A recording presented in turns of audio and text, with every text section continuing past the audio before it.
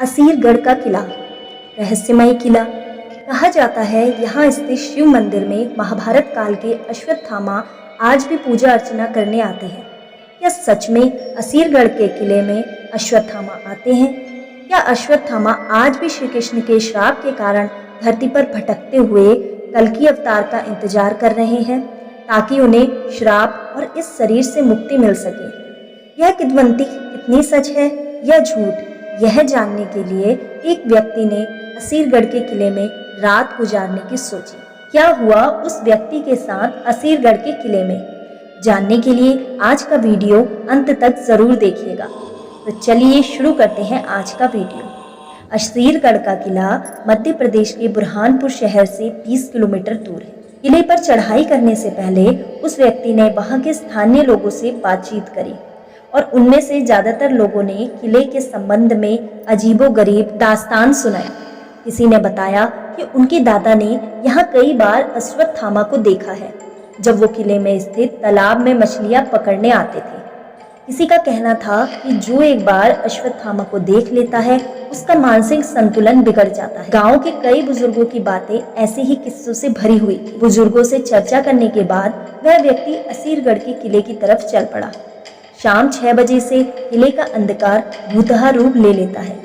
इस सुनसान किले की तरफ बढ़ते हुए गांव के कुछ लोग व मुखिया भी उस व्यक्ति के साथ असीरगढ़ के किले तक पहुंच गए।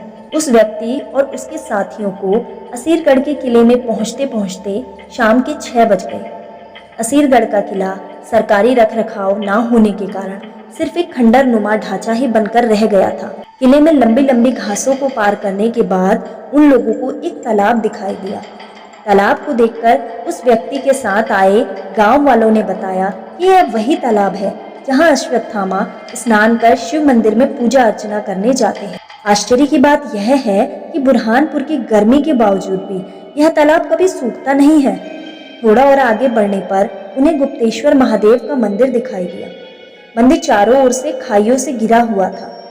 साथ ही एक गांव वाले ने उस व्यक्ति को बताया कि इन्हीं खाइयों में से किसी में गुप्त रास्ता बना हुआ है जो खांडवा के जंगल से होता हुआ सीधे इस मंदिर में निकलता है और इसी गुप्त रास्ते से होते हुए अश्वत्थामा मंदिर के अंदर आते हैं। इसके बाद वह व्यक्ति अपने समूह के साथ मंदिर में दाखिल हुआ।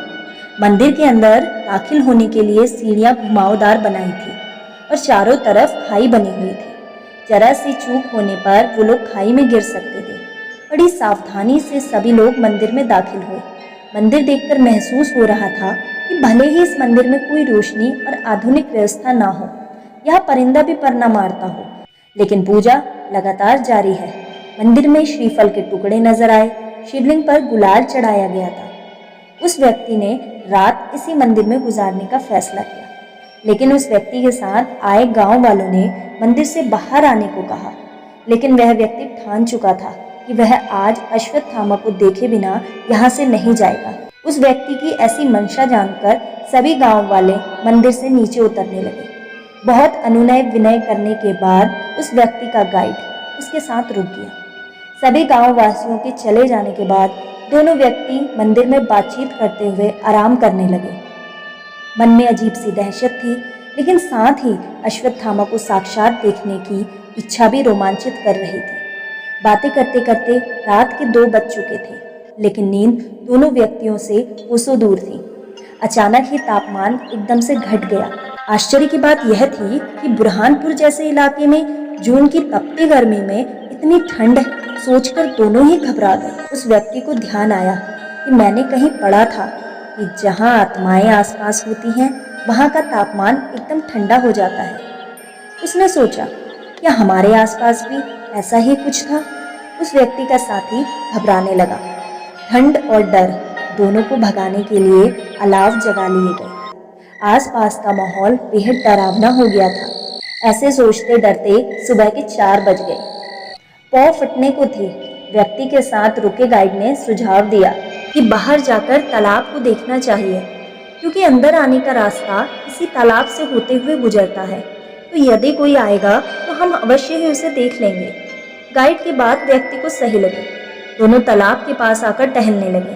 करीब 1 घंटे इसी तरह तालाब के आसपास घूमने के बाद घूर का हल्का उजाला फैलने लगा तो दोनों ने वापस मंदिर की ओर जाने का फैसला किया। लेकिन यह क्या, मंदिर का दृश्य देखते ही दोनों की आंखें फटी की फटी रह गईं। शिवलिंग पर ताजे गुलाब और जल चढ़ा हुआ था और पुराने फूल गायब थे। उन दोनों के आश्चर्य का ठिकाना ना था कि आखिर ये कैसे हुआ। बाहर से अंदर आने का केवल एक ही रास्ता था जहां वो दोनों मौजूद थे, लेकिन उन दोनों के पास कोई जवाब ना था। अब ये सच है या किसी की शरारत, इस बारे में कोई भी नहीं जानता, और ना ही इन खाइयों में कोई महात्मा साधना करते हैं, इस बारे में कोई जानता है, और ना ही खाइयों से जाती सुरंग का ही पता लग पाया। लेकिन रात में होने वाली ठंड का एहसास व शिवलिंग पर हुई पूजा अर्चना इस बात की गवाही देते हैं कि कोई न कोई अदृश्य शक्ति है जो यहाँ रोजाना आती है। भले ही अश्वत्थामा को हम प्रत्यक्ष रूप से ना देख पाए हों, लेकिन उनका होना हमें सिर्फ एहसास करवा गया था कि वो यहाँ मौजूद थे और वो यहाँ आए थे। दोस्तों, आपकी क्या राय है मुझे कमेंट में ज़रूर बताइएगा। तो मिलते हैं अगले वीडियो में, तब तक के लिए नमस्कार।